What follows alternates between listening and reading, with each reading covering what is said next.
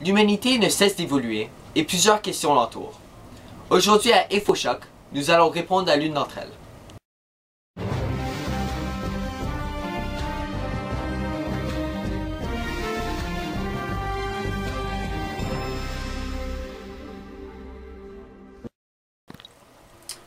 Bonjour mesdames et messieurs et bienvenue à InfoChoc sur la chaîne ABI, épisode 320.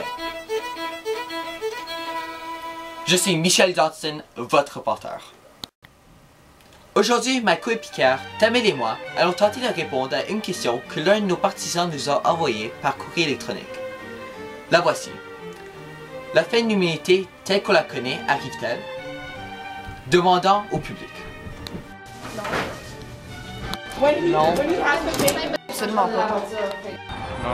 Non. Peut-être. Mais non. Ben. Non. Oui. Je pense pas. Le public semble être assuré du contraire, mais la réponse est oui. La fin de l'humanité telle qu'on la connaît arrive, à grands pas.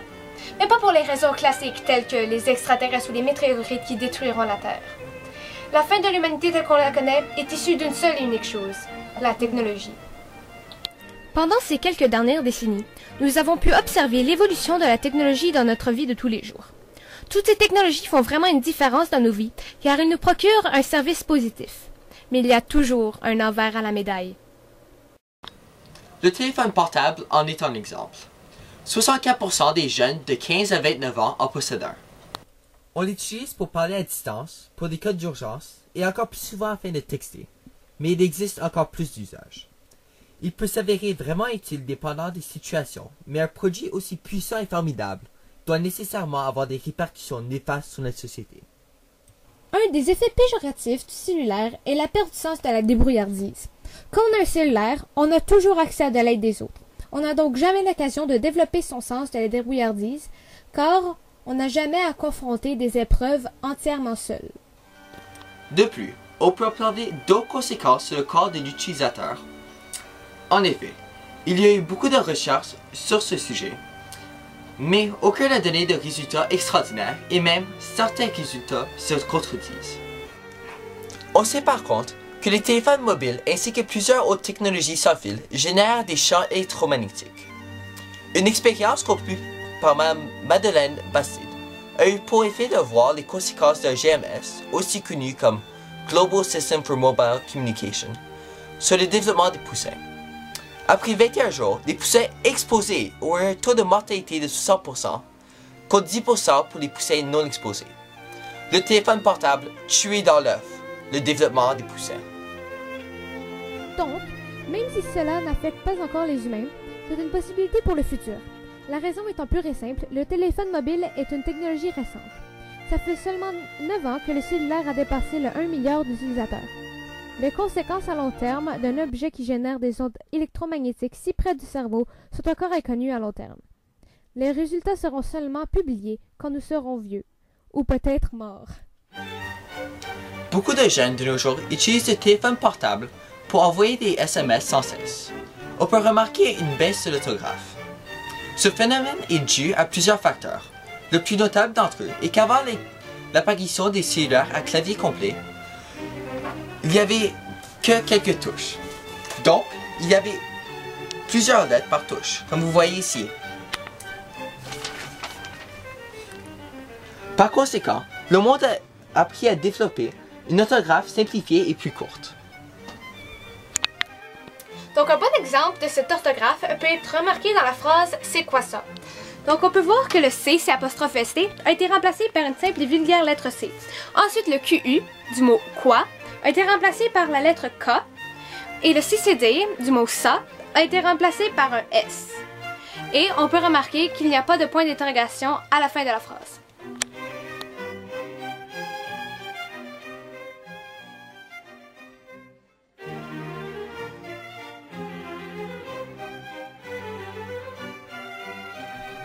Mais ces habitudes sont aussi prises du clavardage en ligne.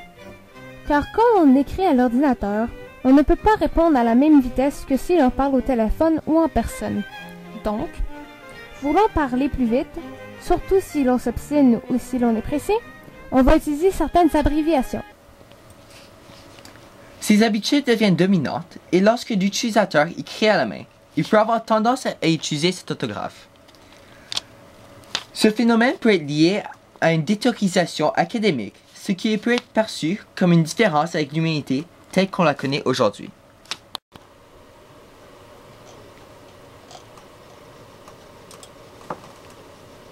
Une autre répercussion de l'ordinateur est la dépendance. Dans ce 21e siècle, plusieurs personnes ne se rendent pas compte du montant de temps qui passe sur l'ordinateur.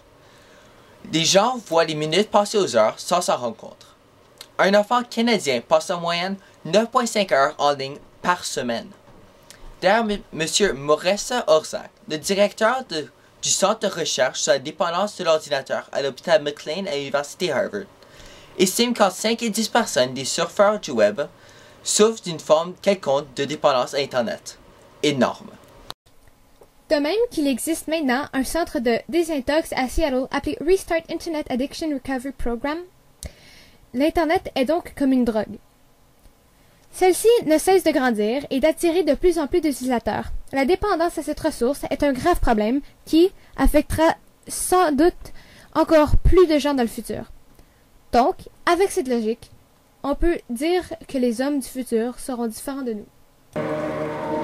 Nous leur confions nos maisons, notre mode de vie, notre monde. Mais avons-nous raison de leur faire confiance? Plusieurs d'entre vous avez sans doute déjà vu le film I, Robot. Dans ce film, les robots peuvent faire toutes sortes de tâches ménagères pour leurs propriétaires, un peu comme des serviteurs. Ces robots sont très populaires et on les voit partout. Il n'y a jamais eu de conspiration, ce n'est qu'une faute isolée. L'histoire se passe dans le futur où tout est automatisé.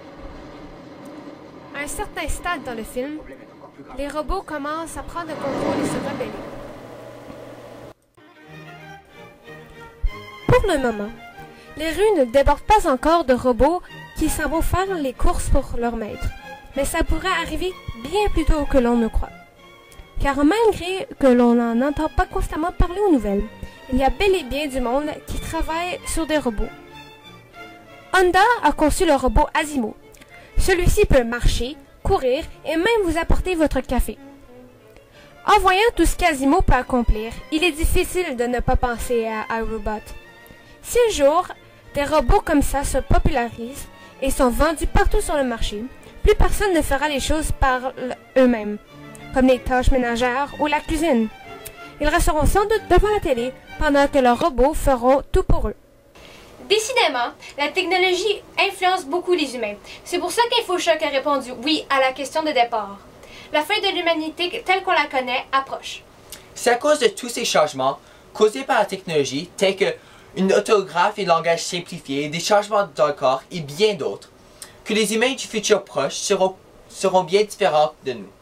Si différents d'ailleurs que nous les considérerons comme une nouvelle race d'humanité, une évolution des humains de ce 21e siècle. Et nous pouvons dire que nous, des humains de ce 21e siècle, allons laisser faire place à un nouveau type d'humanité. Donc, l'humanité telle qu'on la connaît, influencée relativement peu par la technologie, arrive à sa fin, malheureusement.